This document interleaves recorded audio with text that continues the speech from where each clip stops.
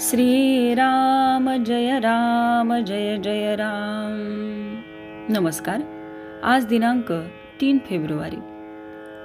आजचा विषय आहे नाम घेतल्याने आपले अवगुण कळून येतील।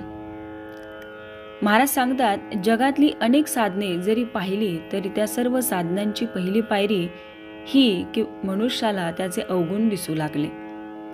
जसजसे साधन वाढत जाईल तसतसे आपल्यातले अवगुण प्रखर रूपाने दिसू लागतात आणि त्या अवगुणांचा पुढे डोंगरच वाटू लागतो।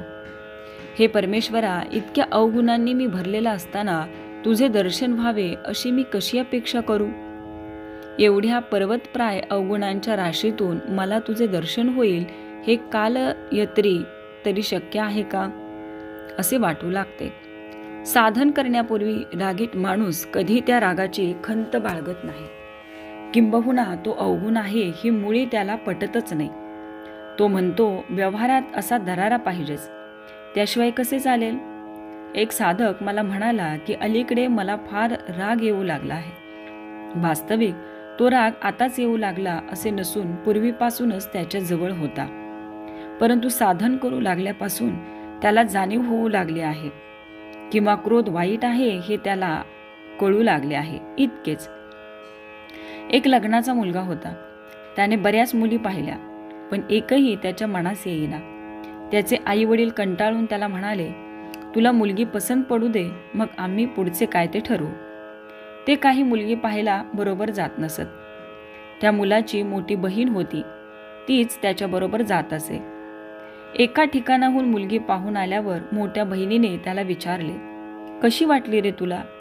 त्यावर तो म्हणाला, नाही बुवा आपल्याला पसंत। मोठी बहीण चाणाक्ष होती। तिने फक्त त्याच्या तोंडासमोर आरसा धरला आणि विचारले, या प्रतिबिंबापुढे कशी काय वाटते? तेव्हा स्वतःचे आणि मुलीचे रूप त्याच्या ध्यानी आले आणि तो म्हणाला, पुष्कळ बरी आहे। सारांश, जिथपर्यंत आपल्याला स्वतःचे खरे दर्शन होऊ शकत नाही तिथपर्यंत दुसऱ्यांचे अवगुणच आपल्याला दिसतात। आपल्याला दुसऱ्याचे जे काही अवगुण दिसतात त्यांचे बीज आपल्यातच आहे हे माणसाने ठाम ओळखले पाहिजे। तेव्हा दुसऱ्याचे अवगुण पाहण्याची वृत्ती आपण प्रथम टाकून दिली पाहिजे। दुसऱ्याचे अवगुण पाहणे हा साधा नेहमीचा व्यवहार आहे, तो परमार्थ नव्हे। खरा परमार्थी जो असतो तो सतत आत्मपरीक्षण करीत असतो। त्याला दुसऱ्याचे अवगुण दिसतच नाहीत। त्याला आपल्याच अवगुणांचे इतके दर्शन होते की त्या मानाने इतर सर्वजण त्याला परमेश्वर रूपच भासतात आणि हाच खरा परमार्थ। तात्पर्य, आत्मपरीक्षा करून स्वतःमधील अवगुणांच्या बीजाचे उच्चाटन करणे हे एक मोठे साधन आहे आणि हे साधण्यास नामस्मरणासारखे दुसरे साधनच नाही। श्रीराम जय जय राम।